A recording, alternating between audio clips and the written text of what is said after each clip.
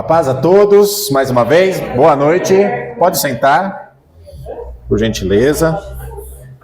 Nós vamos falar um pouquinho hoje sobre serviço do diaconato e vamos passear um pouquinho aqui pela Bíblia para poder aprender e aplicar na nossa vida, esclarecer alguns pontos, né? O diaconato foi e é, né, na verdade, o segundo ministério ao qual fui chamado, né? Eu comecei no ministério infantil, como auxiliar de professora, depois virei professor ali. Um dia o pastor, chamado pastor Orips Topan, da Quadrangular, lá em São Paulo, me convidou para o diaconato, e a partir dali, alguns dons foram liberados da minha vida, como eu pude perceber. E o diaconato, ele é uma peça importante, como foi falado aqui, no ministério da igreja, e a gente vai conversar inicialmente sobre alguns tópicos. Depois eu posso até passar esses tópicos para vocês, do que a Bíblia fala, eu separei, como a parte atualizada para o dia de hoje, né? O que o diácono faz hoje. Então a gente vai falar alguns pontos aqui, depois a gente vai entrar na ministração, e depois, se alguém quiser, eu posso enviar esses tópicos aqui para pesquisar um pouco mais, se aprofundar um pouco mais no texto. Amém? O que é um diácono hoje, né? Ou o que é o diaconato, melhor dizendo? É um grupo de pessoas hoje que auxilia na igreja, né? Uma extensão do pastor, um cargo e uma função importante no sentido de autoridade e de liderança. Tá? Então é um grupo de pessoas que está reunido na igreja para manter a ordem, a organização, fazer com que as coisas funcionem. E o diaconato, ele é um grupo que ele é reconhecido pela igreja. Quando a igreja olha, já sabe, aquele é diácono. A partir do ponto de vista que elas têm, só de olhar já sabe que a pessoa é um diácono, da forma que ela está se comportando dentro da igreja, né? E eles prestam esse auxílio ao pastor e esse auxílio à igreja. E que tipo de auxílios? Vamos lá. Primeiro, ele começa com serviços sociais. Então, o diaconato e o diácono, ele tem um trabalho social dentro da igreja e fora dela, porque ele é o que vai ter o primeiro contato com as pessoas que não são da igreja, se elas virem.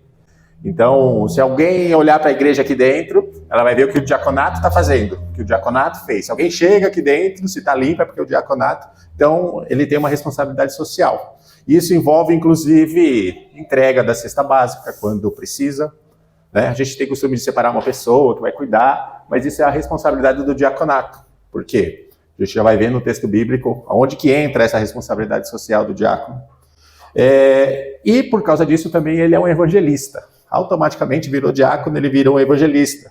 Por quê? Porque ele é uma extensão do pastor. Ele é o que tem o primeiro contato com as pessoas que estão chegando, ele que se relaciona mais com a igreja do que o pastor. Se o pastor pedir para ir numa visita, o diácono vai lá para uma visita. Às vezes tem o pastor auxiliar, mas, via de regra, o diaconato está para que o pastor se preocupe com as coisas da igreja e o diácono faça aquilo que o pastor não vai conseguir naquele momento. Então, ele é o que visita, ele faz visita no hospital, faz visita em casa, ele leva lá a assistência que o pastor pede. Então, ele faz essa extensão. A gente vai ver isso aqui na Bíblia, né? Então, ele é um representante da igreja e ele é um representante do pastor, tanto para a igreja quanto para o bairro. Ok? A gente também vai ver isso aqui na Bíblia. O que o bairro tem a ver, onde a igreja está. O diácono, ele tem um papel importante. Tá bom? Serviços de zeladoria. Então, a limpeza, a organização da igreja, antes e depois do culto, né? Sem que o pastor precise pedir que faça isso. O diaconato, ele sabe que ele precisa fazer aquilo para que o culto funcione. Esse é o serviço de zeladoria. O diácono também faz intercessão e preza pela ordem no culto, né? Então, ele tem uma visão espiritual do culto. O culto está acontecendo, então ele está vendo o que está atrapalhando a palavra, se uma pessoa está entrando dentro da igreja que não é conhecida, então ele fica de olho, ele vigia, né? Mas ao mesmo tempo ele está intercedendo por tudo aquilo que está acontecendo. Ele está esperto, porque se alguém manifestar no banco, é o diácono que vai expulsar, não é o pastor. Não sei se alguém já falou isso para vocês. O pastor está pregando, ele não pode parar de pregar. O diácono viu a pessoa ali, é ele que vai. Por quê? Porque o demônio quer atrapalhar a palavra. Porque a palavra é a coisa mais importante. O diácono vai lá, vem aqui um pouquinho, leva lá, não sei se vocês têm uma salinha, um cantinho, tira ele do culto e vocês tratam essa questão fora do culto. Então o diácono tem autoridade para poder fazer isso, para que a palavra não pare, né? Então, se tem alguém, por exemplo, passando mal, o diaconato é o que inicia. Vem aqui, vamos ali, vê uma água, é remédio, quem pode ajudar, tem telefone. Então, é para que o culto não pare. O culto não pode parar por causa de algumas coisas que podem acontecer. Alguém vai passar mal, tem alguém com uma necessidade, às vezes especial, e ela precisa ser conduzida até o banheiro, um exemplo. Então, o diaconato que vai fazer esse trabalho, tá bom?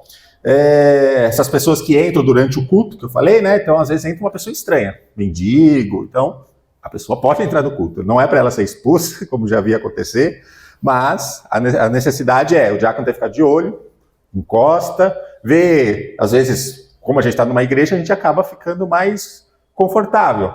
Levanta para orar e a bolsa fica no banco da mulher. Então, essas coisas, tem uma pessoa diferente, o diaconato tem que estar esperto nisso que está acontecendo, tá? E aí também atendimento pontual a coisas que o pregador pede. Então, água do pregador, às vezes ele pede uma água ali, ou ele vai chamar as pessoas para orar. Então, o diaconato vem e auxilia na organização dessa oração, né, no espaço que precisa ser disponibilizado para essas pessoas, para as pessoas passarem. Na intercessão que ele continua fazendo naquele momento, mas tem um detalhe, né? O diácono não fecha o olho, em nenhum momento. A oração do diácono é sempre de olho aberto, que ao mesmo tempo que ele está orando, ele está prestando atenção no que está acontecendo. Alguns começam a dobrar o joelho, aí você já vai chegando perto. Tem pessoas que vão cair, tem pessoas que tendem a cair naturalmente por questões ou emotivas ou espirituais. Então a gente está de olho nesse sentido, né? Então o cuidado do diaconato é para que nada que venha acontecer que saia fora do normal do culto atrapalhe o culto que deve ocorrer. E nem o pastor precisa sair do púlpito, parar a pregação para poder resolver uma coisa que o diaconato precisa resolver. Então essas coisas é a parte essencial, né? E quem é o diácono diante da igreja e diante da sociedade? É uma pessoa de padrão moral e ético elevado. Ela está acima da média das outras pessoas da igreja e da sociedade.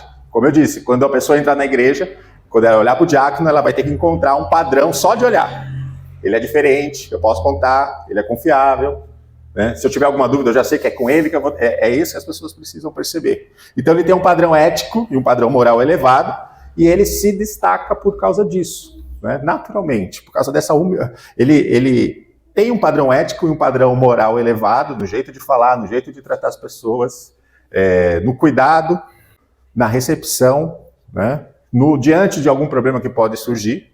Então, quando as pessoas percebem a presença do diaconato, ela tem que perceber essa postura e humildade ao mesmo tempo. Eles têm que reconhecer, por exemplo, a vida do pastor na vida do diácono. Ele é uma extensão do pastoreio. O pastoreio continua através da vida do diácono. Então, dentro desses princípios, zeladoria, cuidado espiritual, visão, né, de organização, cuidado com o culto, cuidado com as pessoas, cuidado do jeito de falar. E o comportamento do diácono é um exemplo, né?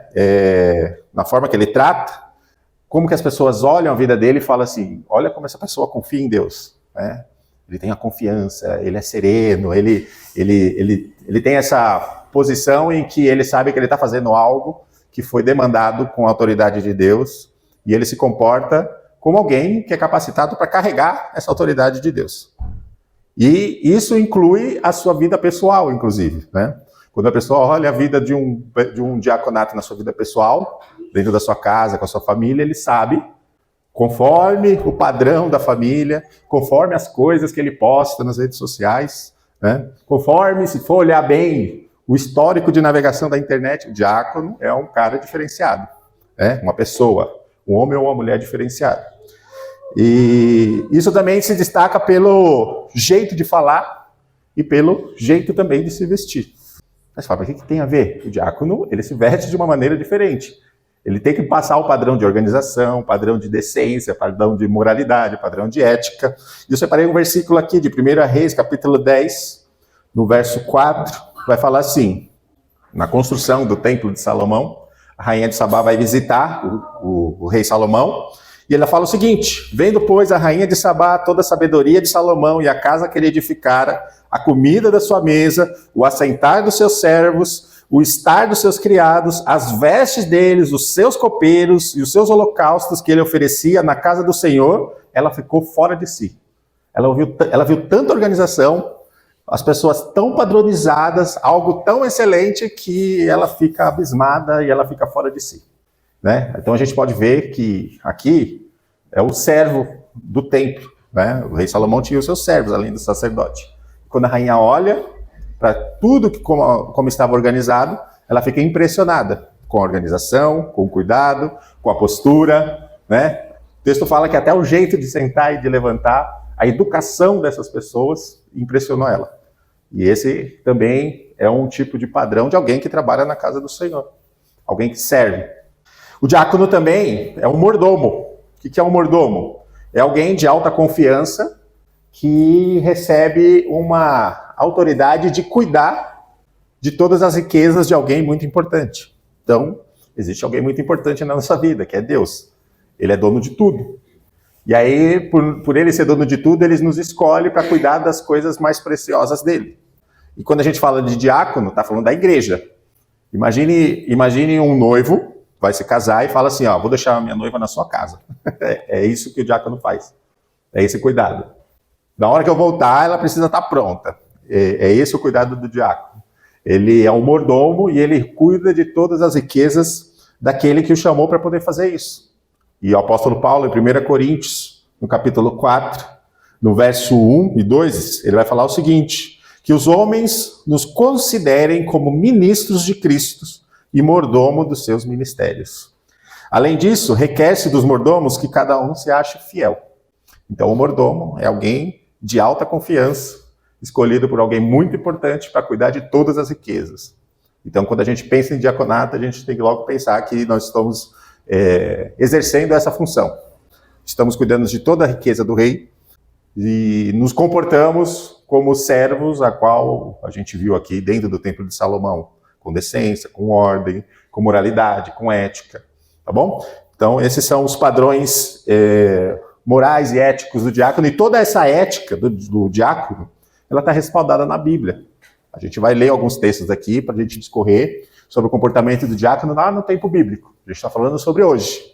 E Timóteo, segunda carta de Timóteo, capítulo 3, o verso 16, vai falar o seguinte, toda a escritura é divinamente inspirada. Então, padrão ético e moral do diaconato precisa ser o padrão que a Bíblia ensina. Por quê? Porque ela é inspirada por Deus. E proveitosa para ensinar, para aprender, repreender, corrigir, para instruir em toda a justiça. Para que o homem de Deus seja perfeito e perfeitamente... Vou dar pausas aqui só para você ver como é importante. Para que a Escritura é importante para o homem de Deus? Para que ele seja perfeitamente instruído para toda boa obra. Então, o diaconato foi chamado para uma boa obra. Um cuidado, um serviço. E a Escritura é a base a qual ele precisa se apegar para poder exercer esse chamado de maneira perfeita. Então, a Escritura é o que é divinamente inspirado como instrução para que a gente utilize como vida de regra, vida moral, vida prática, vida de fé, para que a gente faça a obra de Deus de maneira correta, decente, justa, fiel, tá bom? E é com base aqui na carta de Timóteo que a gente vai falar um pouco mais sobre o diaconato nos tempos bíblicos. E o que a gente vai falar agora vai servir como referência para a gente, porque aqui a gente pegou o padrão de como o diácono deve ser hoje e a gente se olha nisso. Agora a gente vai olhar o padrão bíblico e a gente vai se inserir nele. Aí conforme a gente, na nossa imaginação, começa a se inserir, a gente vai ver se está cumprindo isso ou não. Tá bom? E o texto que a gente vai ler é 1 Timóteo, capítulo 3, verso 1. Eu vou ler até o verso 13.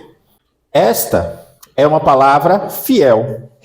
Se alguém deseja o episcopado, excelente obra deseja.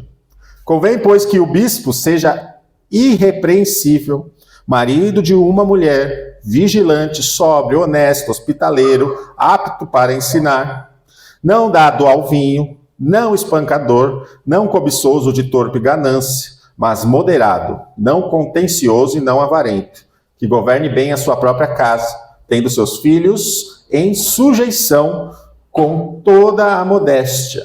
Porque se alguém não sabe governar a sua própria casa, terá cuidado da igreja de Deus? Não neófito, para que, se ensoberbecendo, não caia na condenação do diabo.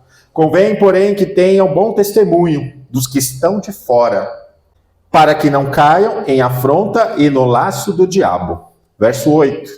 Da mesma sorte, os diáconos sejam honestos, não de língua dobre, não dado a muito vinho, não cobiçosos de torpe ganância, guardando o ministério da fé em uma pura consciência.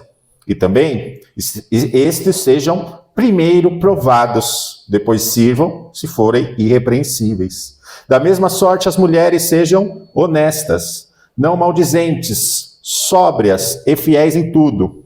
Os diáconos sejam maridos de uma mulher, e governem bem os seus filhos e suas próprias casas. Porque os que servirem bem como diáconos adquirirão para si uma boa reputação e muita confiança na fé que há em Cristo Jesus. Então aqui a gente vê nessa primeira carta a Timóteo duas descrições. A primeira do bispo e a segunda do diácono. Né? Timóteo era um jovem pastor. Ele conheceu o apóstolo Paulo na sua segunda viagem missionária. E nessa segunda viagem missionária, depois de se converter, ele viajou com Paulo e, em certo momento, Paulo envia ele para Éfeso, onde ele fica para poder cuidar da igreja de Éfeso. E a igreja de Éfeso era um lugar um pouco problemático. Por quê? Porque era uma cidade que existia templos pagãos.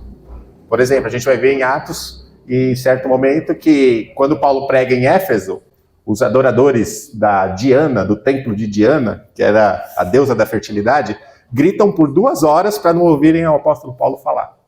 Então a gente vê que é uma cidade problemática, mas Paulo prega, a pessoa se converte, e lá ele envia Timóteo para que ele cuide dessa igreja. Então Timóteo é o líder da igreja, e apesar de tudo, ele é chamado de filho na fé do apóstolo Paulo, ou seja, um discípulo, e parece ser uma pessoa mais nova que o apóstolo Paulo. Com isso, Paulo coloca ele para cuidar dessa igreja. Então é uma pessoa nova, iniciando o ministério, recebendo as instruções do apóstolo, dizendo como que ele vai cuidar daquele lugar. E aí ele começa falando sobre os bispos. Olha como você vai fazer com os bispos. O que é o bispo? É o pastoreio. É a pessoa que pastoreia a igreja. Então, o Timóteo está cuidando da igreja e cuidando dos pastores que também estão por ali. Né? Porque as igrejas, a partir dali, iam para as casas. E essas casas tinham esses bispos, que eram esses pastores. E logo em seguida, ele começa no verso 8 do capítulo 3, falando para os diáconos. E é interessante que ele começa da seguinte forma, verso 8, da mesma sorte os diáconos. Ou seja, da mesma forma, os diáconos. Que forma? Da mesma forma que o pastor.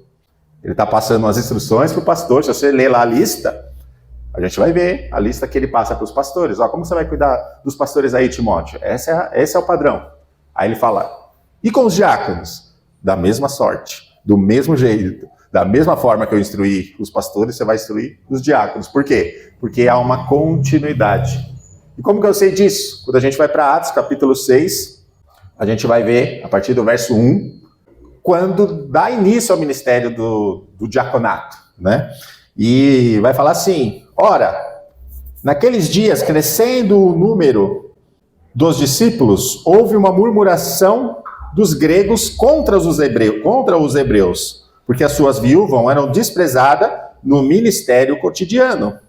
E os 12, convocando a multidão dos discípulos, disseram, não é razoável que nos deixemos a palavra de Deus e sirvamos as mesas.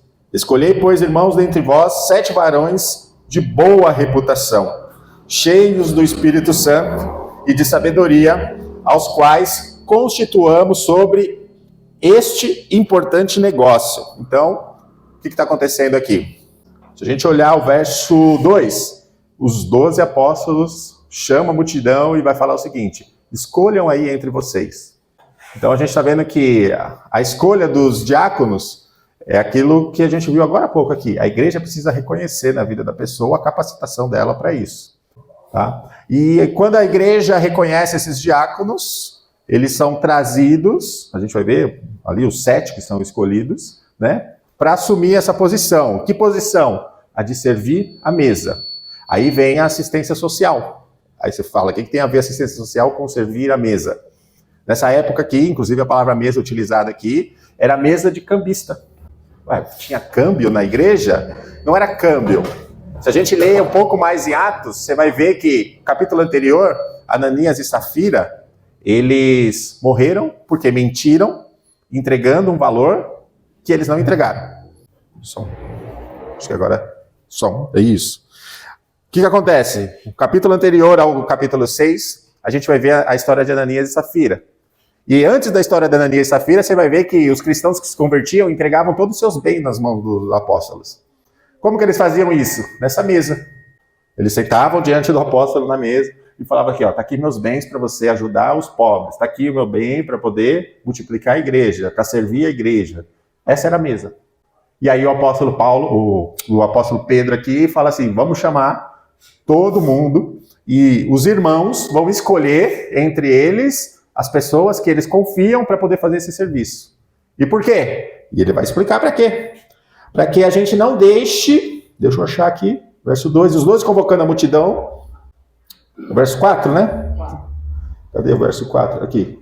Aqui. Mas nós perseveraremos na oração e no ministério da palavra. Capítulo 6 de Atos, verso 4. O que está acontecendo? Sabe essa mesa aqui, que todo mundo vai trazer a oferta? Está tendo muita gente. E a gente vai perceber que a reclamação do verso 1 é essa. Olha só, no verso 1, capítulo 6. Crescendo o número dos discípulos, houve murmuração.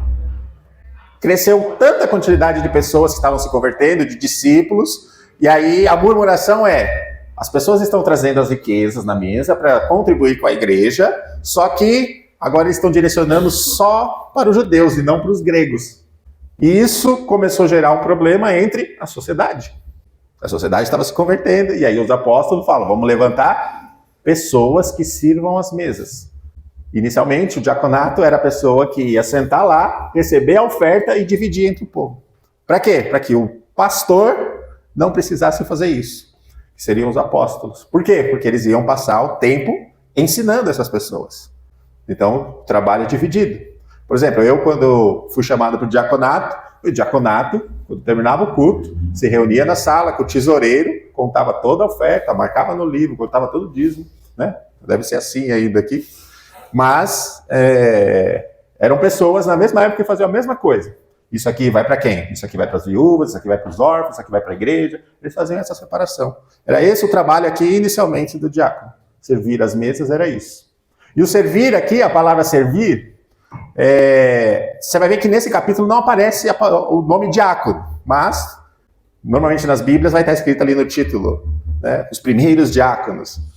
Mas aqui não está. Por quê? Porque aparece essa palavra servir. E a palavra servir, que aparece aqui, que é a palavra grega, é diáconos.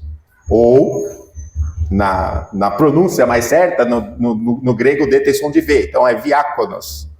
Ou diaconia, que é serviço. E a gente vai ver Jesus falando essa palavra quando ele fala que ele vai ser aquele que serve. Quando você olha lá a palavra grega que foi escrita na época, é a palavra diácono. Jesus se apresentou como diácono, para servir. Então, o diácono é esse servidor. Ele vem para poder servir a igreja. Para poder servir a igreja, servir a Deus e servir a sociedade. Ele é um representante de Deus, do pastor e da igreja onde ele estiver. Tá bom? E nós vamos ver algumas características no capítulo 6, verso 3. E ele vai falar o seguinte: escolhei, pois, irmãos, dentre vós 7 varões de boa reputação. Então, primeira característica do diácono, a boa reputação. E aí, quem que está escolhendo aqui inicialmente? A igreja. O que a igreja acha daquela pessoa que está no diaconato? É a igreja que vai definir se a pessoa é um bom diácono ou não. Ela vai olhar e falar assim, essa pessoa tem boa reputação. Na família dela, como que é a reputação na casa dela? É uma pessoa que se converte só quando pisa na calçada, né? Eu chamo isso de milagre da calçada. A pessoa vem, pisou na calçada, ela vira crente. Saiu da calçada, foi para casa, vira outra pessoa. Esse é um problema para o diácono, né? Porque ele está dando um mau testemunho. má reputação, porque ele está representando Deus, a igreja e o pastor diante da igreja e diante da sociedade onde ele estiver. Então, se uma pessoa que vê ele brigando com os vizinhos, vir visitar a igreja e vê ele de pé servindo, vai falar assim, peraí, isso aí não está batendo direito. Ele está servindo, mas lá ele arruma confusão com todo mundo. Então, essa investigação aqui, quem fez para escolher esses diáconos foi a igreja, que entregou para o pastor e falou assim, essa pessoa serve. Não, essa pessoa não serve. Essa escolha foi com base na reputação dessas pessoas. Ó, aquela pessoa ali está no diaconato, mas faz 2 anos que ela me deve e não paga. Uma pessoa que não tem boa reputação. Uma pessoa que não serve para servir. Não serve para ocupar o cargo de diaconato.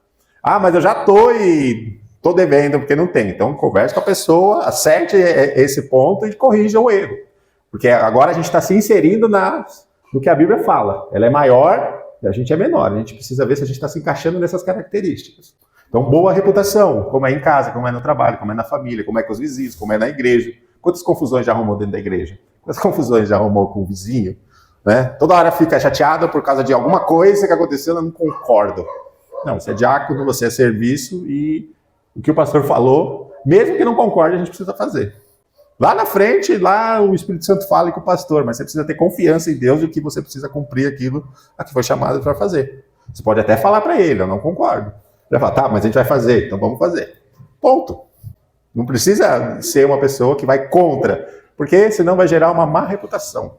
E aí, a má reputação vai contaminando o ministério, né? Porque aí a pessoa pega e conversa com outro diácono, aquela insatisfação dela, e vai convencendo a outra pessoa a acreditar na insatisfação dela, para que a outra pessoa também seja uma pessoa insatisfeita. Às vezes a pessoa está servindo, mesmo não concordando, mas aí ela começa a concordar com o insatisfeito, e aí gera um problema. Problema de reputação. Uma pessoa que só fala mal, uma pessoa que só reclama, uma pessoa que só murmura. Segundo ponto, pessoas cheias do Espírito Santo. Ó, escolhei, pois, irmãos, apóstolos, falando para a igreja. Igreja, vocês conhecem as pessoas aí. Quem que é capacitado para poder fazer esse trabalho? Tem boa reputação? Tem. Mas agora vamos ver se ele é cheio do Espírito Santo. E aí, ser cheio do Espírito Santo não é o falar em línguas, tá? Eu sei que algumas igrejas colocam isso como padrão, principalmente as pentecostais mais tradicionais. O padrão para ser do diácono é saber se o cara ora em línguas. Inclusive, eles fazem uma entrevista e perguntam se a pessoa ora em línguas e quantas vezes orou durante a semana para ver se ele é apto. Né? Existe uma entrevista, tá? Tem na internet, aí se você procurar entrevista com diaconato, é com todos os pastores da igreja, toda a igreja presente, todos eles de pé respondendo as perguntas dos pastores, para ver se eles são aptos, né? Só que não é falar em línguas. Falar em línguas é uma evidência, é um dom, mas não é o batismo. E também, isso não é uma pessoa cheia do Espírito Santo.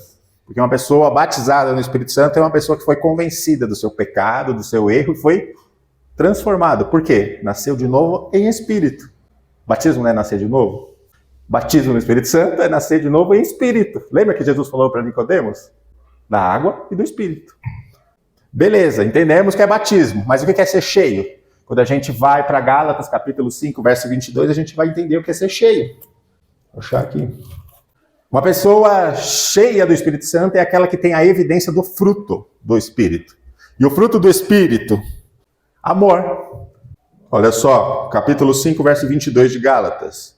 Mas o fruto do Espírito é amor, gozo, paz, longanimidade, benignidade, bondade, fé, mansidão, temperança. Contra essas coisas não há lei. Então, amor é uma pessoa que ama a Deus primeiramente, ama a obra de Deus, ama as pessoas, porque você tem que gostar de pessoas para você trabalhar no diaconato. Porque vai ter gente que não vai te cumprimentar na porta e você vai cumprimentar mesmo assim. A pessoa vai entrar com o cara fechado na entrada, às vezes vai sair até feliz, mas vai entrar e não quer falar com ninguém, vai e continua. Você continua fazendo seu ministério porque você ama, né? Vai ter que amar o mendigo que vai entrar na hora do culto, que vai querer atrapalhar, vai ter que amar. Então o amor ele não vai pôr condições. Não, eu estou servindo a Deus. Então se tem gente entrando, vamos manter essa pessoa aqui dentro. Essa é a necessidade do diácono, porque ele também é um evangelista. Se precisar, ele conversa com a pessoa. Às vezes acontece, não sei se aqui acontece, às vezes acontece lá, a gente está do diácono, entra lá o mendigo, pede um pouco de água, pede uma oração, começa a contar a história. Ó, você entra lá, vai assistir o culto. Aí você vai empurrando ele para dentro, daqui a pouco ele foge. Mas você conversou, você deu água, às vezes pede café. Tem 2 lá que vai de manhã, todo domingo, quer tomar café. Mas o que é? Eles entram, a gente já vai com copinho lá. Porque a gente já sabe que eles querem um café. Pede para eles ficarem. Daqui a pouco eu passo o louvor e eles já saem. Mas a ideia é, o diaconato tem que receber bem as pessoas, porque ele ama as pessoas. E ele está fazendo isso por causa do amor a Deus. Segundo ponto é o gozo, que é a felicidade, a alegria. Então o diácono é uma pessoa alegre, não é um cara de cara fechada, não está reclamando o tempo inteiro, né? Não está murmurando. Quando ele chega para poder trabalhar no ministério, ele faz o seu serviço com alegria, tá? Ele está ali. Tem uns que é brincalhão, tudo bem, mas a ideia ele não está de cara fechada para todo mundo. Pode ter dado alguma coisa errada, mas quando ele chega, ele fala, agora fechou a janelinha da coisa errada, vamos servir. Depois eu resolvo, porque ele confia em Deus. Então, característica de alguém cheio do Espírito. Ele é amoroso, ele é alegre, paz, longanimidade. Então é uma pessoa pacificadora e uma pessoa que vive em paz. E também longânima. Então, às vezes há situações que vai tirar a pessoa do sério, mas ela tem longanimidade, até a palavra. Eu sempre falo para minha esposa, a palavra é longa para isso mesmo. Se der um nervosinho, vai falando a palavra bem devagar. Longanimidade. Quando você terminar, já passou o nervoso. Esse é o ponto. Tá? Benignidade e bondade. Qual que é a diferença? Né? A benignidade é uma moral boa. É alguém moralmente bom. A moral, lembra? O padrão moral e ético do diácono. E a bondade é o coração da pessoa. Ela é bondosa. O coração dela não é contaminado com outras coisas. Ela exerce a bondade. Tá bom? Fé, mansidão, temperança. Então ele sabe nas horas que vai acontecer alguma coisa, que está acontecendo alguma coisa, não entra em desespero. Ele tem temperança, ele sabe dosar. A dose de alegria na hora certa, a dose de piada na hora certa, a dose de preocupação, né, de cuidado. Nada dele é exagerado demais. Ele tem temperança. Então essas pessoas são pessoas que são cheias do Espírito Santo. Então quando foram escolher os diáconos lá, falaram assim, procure pessoas cheias do Espírito Santo. Né? Pessoas que demonstram essas características que o Espírito Santo carrega com a gente. Outra característica de alguém cheio do Espírito Santo, 1 Samuel, vamos lá, 1 Samuel capítulo 10, acho que é o verso 6, 1 Samuel, capítulo 10, verso 6, deixa eu ver aí, tô vendo que a gente está abrindo ainda, deixa eu beber uma água. Vamos lá, 10:6, 1 Samuel 10:6. Aqui é a história do rei Saul, antes dele ser ungido, né? Samuel recebeu a orientação de Deus, e aqui vai mostrar, nesse capítulo 10, vai mostrar algumas características que Saul ia receber a partir do momento que ele fosse ungido, como rei de Israel. E o versículo 6 vai falar o seguinte, e o Espírito do Senhor se apoderará de ti, e profetizarás com ele, e te mudarás em outro homem. Uma pessoa cheia do Espírito Santo, ela não é igual ao que ela sempre já foi. Ao que ela sempre foi. Uma pessoa cheia do Espírito Santo tem que ser uma outra pessoa. Tudo que ela foi um dia, a partir da experiência do Espírito Santo, é diferente. É uma pessoa transformada. Mês passado a gente fez vários cultos referentes à transformação, a partir do capítulo 12 da carta aos Romanos, né? E lá está falando sobre a transformação de entendimento. Transformai-vos, pois.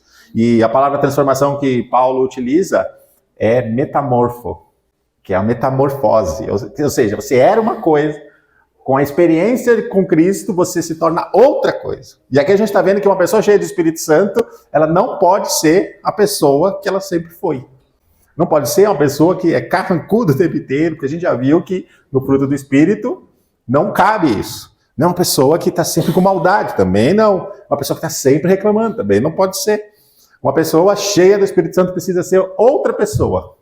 Se você se vê repetindo comportamentos que antes você tinha e até hoje não mudou, então a gente precisa considerar que a gente não se entregou totalmente a Deus para que o Espírito Santo faça esse movimento, né, de transformação no nosso coração. A gente precisa se tornar outra pessoa. Se a gente não se tornou outra pessoa, se a gente não se tornou um líder, se a gente não se tornou uma referência, se a gente não se tornou mais moral, mais ético, se ainda há dificuldade em controlar as emoções, é porque a gente ainda não deu espaço para o Espírito Santo encher. Talvez esteja lá meio Espírito Santo, mas não total. Né? Não está transbordando. Não é o enchei-vos que a Bíblia fala. Quando a Bíblia fala enchei-vos, novamente digo, enchei-vos. O que é isso? Enche, enche, fica transbordando, porque não pode caber na gente.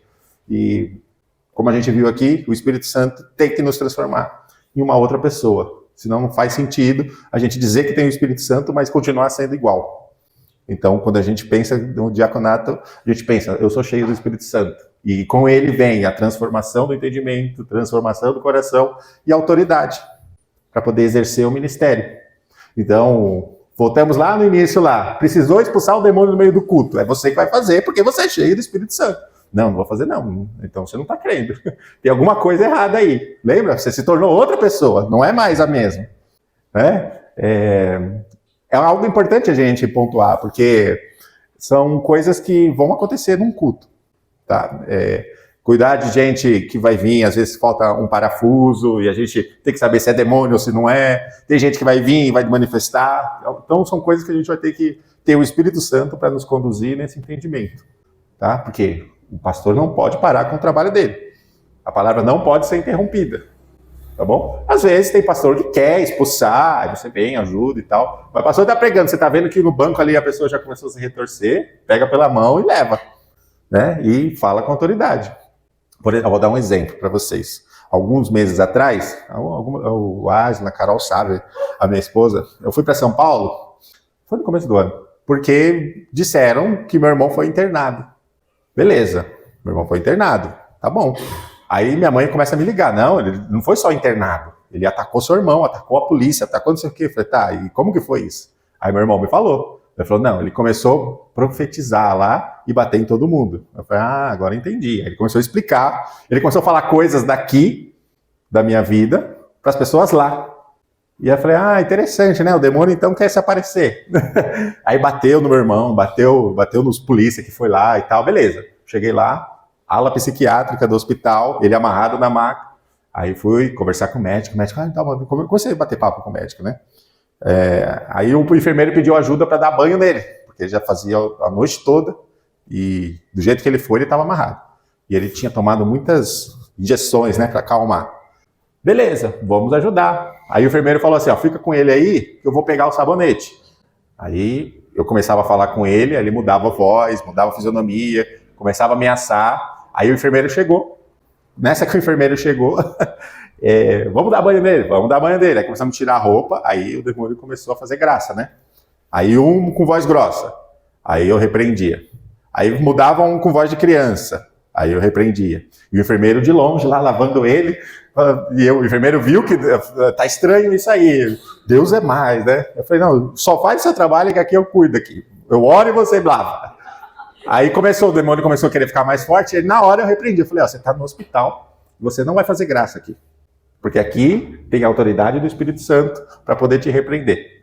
Na hora ele parou, ele não gritou, ele não falou nada, ele só começou a falar baixinho, falando que ia me matar, aquelas coisas todas. Expulsa um entre o outro. Expulsa um entre o outro. Acho que foram 7 demônios. Um com voz grossa, um com voz de criança, falando que estava judiando dele, que estava queimando e não sei o quê. E a gente vai expulsar, começa a chorar. Aí vai expulsando, expulsou o último. Ponto. Aí o enfermeiro viu que estava tudo normal. Meu irmão pegou, colocou a roupa, conversou normal com a gente. Aí o enfermeiro ficou olhando assim e falou, o que aconteceu? Ele era de alguma religião? Eu falei, ele era da igreja e desviou. Aí o enfermeiro, calma aí que eu vou ali e já volto. Aí não voltou mais. Aí beleza. Aí a outra enfermeira falou que ele não podia sair, que tinha que esperar o médico para dar alta. Eu falei, então beleza, amanhã o médico já vai dar alta porque ele vai ver que ele não está igual. E realmente, meu irmão não tinha ido mais para a igreja, ficou afastado da família, todo mundo. Beleza, no outro dia, a esposa dele mandou, né, a mensagem falando que eles tiveram alta. Eu falei, então, foi isso. Mas o que aconteceu? Eu cheguei lá no hospital, eu sou diácono, fui lá no banheiro, se a gente não repreende com a autoridade que a gente sabe que tem do Espírito Santo, ele começa, você está dentro de uma ala psiquiátrica. Imagina 7 demônios que estavam dentro dele se espalhar ali. Aí o chicote estrala. Mas o que aconteceu? A gente repreendeu ele ali no banheiro, você não vai falar, você só vai sair e você não vai fazer bagunça aqui, porque aqui é um hospital público. E ele parou, o demônio foi saindo um por um, repreende, sai, acabou. E aí ele voltou, a fisionomia voltou, a voz dele voltou ao normal, ele colocou a roupa, vestiu e tal. Mas por que isso? Por causa da confiança na autoridade do Espírito Santo na vida daquele que tem o chamado do diaconato. E não, aqui eu estou falando do diaconato porque a gente está falando de diaconato. Uma pessoa cheia do Espírito Santo tem que ter essas características. A gente não pode ter esse medo. Mas na vida de um crente que busca ser cheio do Espírito Santo é a mesma coisa. É igual.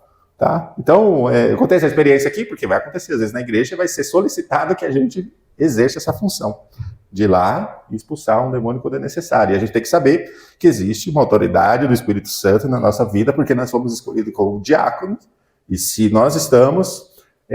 uma coisa que eu aprendi com os pastores anteriores, falou assim, se a igreja reconhece seu ministério, já é o reconhecimento de Deus na sua vida, você só precisa ser consagrado.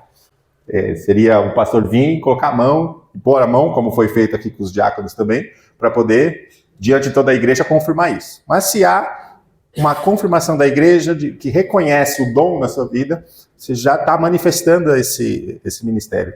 Né? É perceptível diante de todos. Tá bom? Isso acontece naturalmente.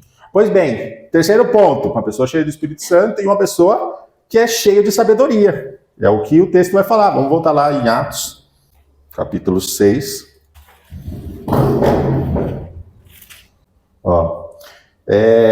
Uma pessoa cheia do Espírito Santo e de sabedoria. Lá, boa reputação, cheia do Espírito Santo e de sabedoria. Aí você fala, que sabedoria é essa? É saber fazer conta demais? Não, isso é inteligência. Alguém que tem a sabedoria é alguém que sabe expressar a sua fé através da palavra. Né? Ela tem conhecimento, ela maneja bem. Olha que Pedro, na sua primeira carta, vai falar no capítulo 3, verso 15. Antes, santifiquem Cristo como Senhor no coração. Estejam sempre preparados para responder a qualquer que lhes pedir razão da esperança que há em vocês. Ou seja, um diácono, ele tem conhecimento bíblico para poder explicar no que ele crê. Não é teologia. Teologia é bom, né? Vai te ajudar a entender de uma maneira mais ampla, mas você precisa conhecer a Bíblia. Se alguém falar assim, o que é a justificação? Por que nós somos justos? O diácono precisa saber isso aí. Se você não sabe, vai procurar saber. Vai na escola bíblica. Não sei se aqui tem, mas lá a gente tem de segunda-feira, tá? 19h30, quiser participar. Mas a gente precisa ter e entender o plano da salvação de Cristo, para a gente falar para as pessoas que não sabem. A gente precisa dar razão da nossa fé. Por que você crê no que você crê? Não, porque eu comecei a vir na igreja, aí o pastor falou, e aí tá, mas o que move você? Como o seu coração crê nisso que você fala que acredita? Não, porque a Bíblia, tá, então me explica na Bíblia o que você viu. A gente precisa ter o conhecimento básico, os fundamentos do Evangelho, né? Quem é Deus, quem é o Espírito Santo, quem é Jesus, qual que é o plano da salvação, né? Porque, eu vou ensinar um negócio aqui. Por que blasfêmia do Espírito Santo não é perdoada? Não sei se vocês já ouviram falar. Eu acho que eu nunca vi ninguém ensinar isso. Vou explicar para vocês, já que nós estamos aqui como diácono. Quando Deus criou o homem, teve o pecado. Primeira blasfêmia. Aí ele envia Jesus para resolver o problema do pecado. Aí quando Jesus vem, o homem mata ele. Aí quando Jesus vai, ele fala, eu vou mandar outro. Por que a blasfêmia do Espírito Santo contra o Espírito Santo não é perdoada? Porque não tem mais ninguém para enviar. Você já errou com Deus, já negou Jesus, mas se você negar o Espírito Santo, não vai ter ninguém para poder te salvar.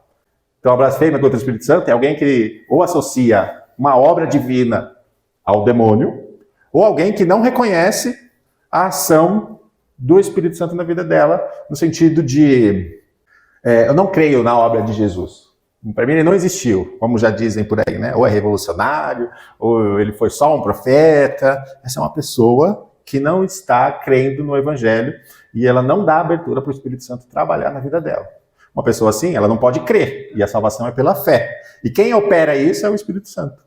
Tá? O justo viverá pela fé. E o Espírito Santo é que vai convencer o homem do pecado, do juízo e da volta de Cristo. Então, se a pessoa não crê, é porque ela não deu espaço ainda para o Espírito Santo. Aí, agora, por que uma blasfêmia, não crer no Espírito Santo é um problema? Porque não vai ter ninguém mais para vir. A trindade toda já foi enviada para poder resolver o problema com o homem. Tá? Então, esse é o detalhe. Então, quando a gente vai falar de sabedoria, é isso, eu preciso conhecer os princípios básicos, o fundamento do Evangelho, né? Quem é Deus, quem é a Trindade, quem é o Pai, o Filho e o Espírito Santo, o que é salvação, o que é justificação, o que é perdão, o que é misericórdia, o que é graça. Essas são coisas básicas do Evangelho que a gente às vezes até acredita, mas a gente não sabe explicar, mas a gente precisa conhecer, porque isso é sabedoria de alguém cheio do Espírito Santo. O Espírito Santo te ensinou isso em algum momento, talvez você não deu atenção. E a gente precisa procurar conhecer o que é isso, tá bom? E voltando para 1 Timóteo, capítulo 3, verso 8, né? Da mesma sorte, os diáconos, ou seja, os diáconos recebem a mesma orientação que os bispos, que são os pastores, porque eles são continuidade do pastor, da autoridade do pastor, eles são liderança da igreja, ok? Aí ele vai falar assim, ó, sejam honestos, lembra, tá casando com tudo aquilo que a gente viu lá, boa reputação, tá bom? A boa reputação, não de língua dobre. O que é a língua dobre? Não é alguém que fala mal, é alguém que confirma um negócio com você e depois não cumpre. É alguém que fala uma coisa e faz outra, tá? Então são pessoas de língua dobre. Não dado a muito vinho, não cobiçosos de torpe ganância. A ideia aqui de não dado a muito vinho muito vinho vai te embriagar e você vai dar mau testemunho. É isso aqui. O pastor, ele está falando assim, você não pode nem ser dado ao vinho. É o que o texto vai falar aqui. Mas o diácono é como se ele tivesse um pouquinho de liberdade. Por quê? Porque aqui na própria carta de Timóteo, Paulo vai dar um ensino para Timóteo cuidar do estômago dele. Vai falar assim, ó, toma um pouquinho de vinho com água. Ou seja, mistura para ficar mais fraco. Para quê? Para cuidar dessa úlcera que você tem no estômago. Então, olha só, vamos fazer uma conjectura aqui. Timóteo está recebendo orientação para poder cuidar da igreja, né? Com os diáconos, com os pastores. Pensa numa coisa que dá úlcera num líder. É o grupo dele. Aí o Paulo já está falando assim, ó, eu sei que o problema é sério aí, toma um pouquinho de vinho aí para cuidar dessa úlcera do estômago que está surgindo, porque dá problema, eu sei que dá problema. Então é essa orientação que ele está fazendo aqui. Beleza, não cobiçosos de torpe ganância, ou seja, é uma pessoa que quer levar vantagem em tudo. Não é o perfil do diácono, tá bom? Guardando o ministério da fé em uma consciência pura. Ou seja, consciência pura, a gente pensa logo em algo limpo. Sim, mas a pureza está ligada mais a algo completo do que a algo que não é sujo. Tá? A ideia aqui é que você tem o coração e a sua consciência completamente confiante em Deus. Não tem nada ali dentro que vai, não, isso aqui te tira da presença. A consciência pura é essa. Não tem nada que você é completo, ou seja, Deus te completou e você tem confiança completa nele. Essa é a pureza da consciência. E também sejam primeiro provados, depois sirvam se forem irrepreensíveis. A ideia de provado ele já falou tudo ali antes. Já passei a orientação. Lembra lá da ideia dos diáconos do capítulo 6 de Atos? É nisso que eles precisam ser provados. Ou seja, beleza, a igreja reconheceu, agora pega ele, vai testando ele no ministério.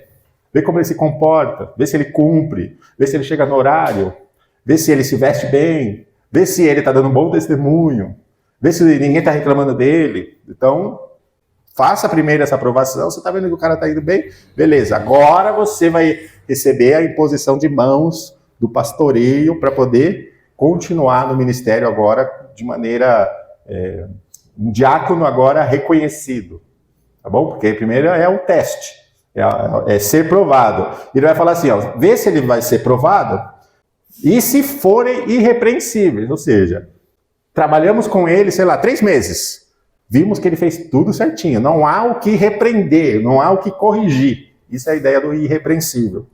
É alguém que está moralmente, eticamente, alinhado com os padrões que Deus estabelece para alguém que é um líder dentro de uma igreja. Continuando. Da mesma sorte, as mulheres sejam honestas, não maldizentes, sóbrias e fiéis em tudo. Olha que interessante.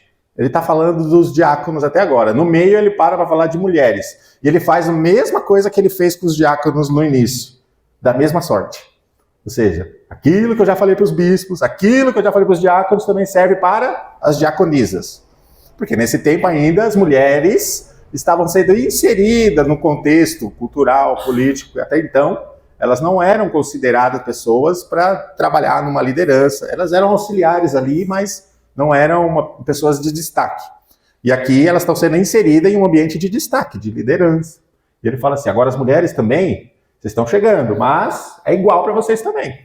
É tudo que foi falado para o bispo, tudo que foi falado para o pastor é a mesma, para o diácono, é igual para a mulher.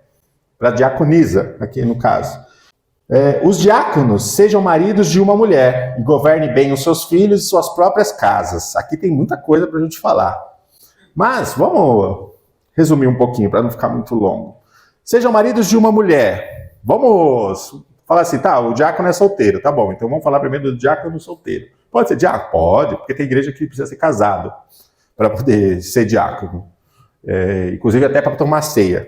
E aí o que acontece? O diácono solteiro, se a gente aplicar esse versículo, é o cara que não passa a roda em todo mundo. Esse cara é diácono, mas ele está sempre no banco da irmãzinha que ele está. Aí não está dando certo, ele vai para o outro banco da irmãzinha de trás, fica sempre ali perto para dar um copinho d'água, né? Então ele está sempre de conversinha com as irmãs da igreja, né? Faz tempo que eu não vejo acontecer isso, né? Mas já na época que eu era diácono tinha. Que eu comecei, né, como diácono. Tinha bastante isso aí. Né? Acho que não tinha muito celular, né? Acho que agora fica tudo... aqui a gente não fala, mas fala depois no WhatsApp. Então é esse cara que não fica com conversinha de todo mundo, precisa ser investigado se esse diácono é assim. Agora, quando é casado, é um cuidado que ele tem com as irmãs da igreja. Então, o diácono, aí, tanto para diácono como para não diácono, o cara é crente, é casado, ele não dá carona para a mulher sozinho. Esse é o primeiro ponto, né? Ou não fica com conversa atravessada com pessoas da sociedade, né? Calma aí que eu vou lá, eu vou te ajudar, eu vou te atender. Não, calma aí, leva alguém junto. Recebe, vai receber a pessoa? Vai, recebe com outra pessoa junto. Porque tem que ter esse cuidado. E o apóstolo Paulo coloca essa condição aqui, tem que ser marido de uma mulher, porque se ele largou a mulher por causa dessas coisas aí, ele nunca serviu para ser, né? Então é um cuidado que o diácono precisa ter nesse sentido aí. E aí a ideia é que, ele falando para homens, porque é na maioria, mas isso serve para os dois, homem e mulher, tá bom? Não dá para passar o rodo em todo mundo aí, quem é solteiro. Marido de uma só mulher, governe bem os seus filhos e sua própria casa. Lembra que lá no início ele fala assim, ó, se ele não sabe governar a casa, o bispo, ele não serve para governar a igreja. E aqui ele está passando o mesmo conselho para o diácono, porque é da mesma sorte que é com eles, da mesma sorte é com o diácono. Então eles precisam governar bem a casa e a família. E a ideia é, assim, o camarada é aquele que só se converte quando pisa na calçada, chegou na porta da igreja, aí o cara vira o crente, né? Mas a esposa dele está sempre de cara fechada, ou ele manda e ela obedece com medo. É um cara turrão, né? Só bronca, só quer mandar. Né? Como que ele governa? Porque governo é presidir. Não sei se ajudou essa palavra, mas a presidência é alguém que dá orientação, que cria ferramentas para o desenvolvimento de tudo que precisa ser feito dentro de casa. Ou seja, não é o cara que chega e eu quero carne. Tá, mas, por exemplo, a minha esposa às vezes vai sair ou acorda de manhã e fala assim, tira do congelador para mim a carne. Beleza. É um facilitador. Não, eu não vou fazer isso, isso é tarefa sua porque você é mulher. Não, é o cara, ele está dando ferramentas para que as coisas aconteçam dentro de casa. Ele ensina bem os filhos, ele instrui os filhos, ele corrige quando é necessário, ele aconselha quando é preciso. Então, o que governa bem é o que preside bem, é o que sabe orientar bem a sua própria casa. Né? Ele não deixa com que as pessoas entrem em desespero na sua própria casa, porque ele é uma pessoa segura da posição que ele tem, da autoridade que ele tem, e ele traz segurança para casa também. Né? As pessoas na casa dele se sentem seguras, porque ele governa bem. Fala assim, não, se tem essa pessoa aqui, ela resolve o nosso problema. A gente está seguro aqui dentro. Não é uma pessoa... Hoje mesmo eu mandei uma mensagem para a pessoa, até mostrei para ele aí. Aí eu falei para ela assim, a pessoa estava em dúvida, né? Uma pessoa que ela está paquerando lá. Aí eu falei assim, faz o seguinte, vou te mandar algumas perguntas. Faz essa pergunta, se a pessoa responder todas assim, Então tá bom. Aí as perguntas eram assim: você sabe usar uma furadeira? E a moça perguntando pro homem, né? Você sabe usar uma furadeira? Se ele falar que sabe, fala assim: qual que é a diferença de broca de ferro, broca de madeira e broca de tijolo? Ah, ele não sabe responder. Fala, então segura aí, vou mandar mais uma pergunta aí. Você sabe trocar uma resistência de chuveiro? Como que você faz isso? Você manda alguém fazer ou você mesmo faz? E se não tiver, você faz uma gambiarra? Se ele falar que se não tiver, faz uma gambiarra, aí tá ok. Porque o homem é isso aí. Não, calma aí. Por enquanto eu vou dar um jeito aqui, amanhã a gente resolve. E aí eu fui fazendo, a pessoa, vou fazer essas perguntas aí mesmo, vamos ver se... Porque a pessoa tá em dúvida, né? Falei, será que é uma pessoa boa para casar? Então assim, tá aconselhando a pessoa, faz essas perguntas. Então a gente dá a orientação, né? E a pessoa vai fazer essa investigação lá por conta própria. Então, por quê? Uma pessoa que governa bem a casa, ela não vai deixar a pessoa... Né? Ontem queimou o chuveiro lá de casa. Eu falei isso porque a resistência queimou, né? Hoje de manhã eu já fui trocar. Mas a Elane tem um, que ela usa em um banheiro, a gente tem 2 banheiros, então queimou o meu. Aí hoje eu fui lá, troquei e tal. Mas, se precisasse, só um araminho ali já resolvia rapidinho. Né? Então é isso. Mas depois eu descobri que tinha um reserva lá. A ideia de governar bem é trazer a segurança para casa. Não, deixa que o meu marido resolve. A mulher, meu marido vai resolver isso aí, deixa que ele sabe fazer, né? Não fica dando opinião, viu, amor? Agora, às vezes minha esposa fica assim, não lava assim, põe mais sabão na esponja para lavar a louça. Ela fica dando essas opiniões, mas tá bom. Mas o que é governar bem a casa? É isso, é você orientar sempre nas coisas que são necessárias para que tudo funcione bem, para que todo mundo se sinta seguro, a família, o filho, a esposa, tá bom? E aí, para finalizar, ele vai falar assim: porque os que servirem bem como diácono adquirirão para si uma boa posição e muita confiança na fé que há em Cristo. Qual que é a ideia aqui? 2 promessas, né? A primeira é a boa reputação que ele vai adquirir.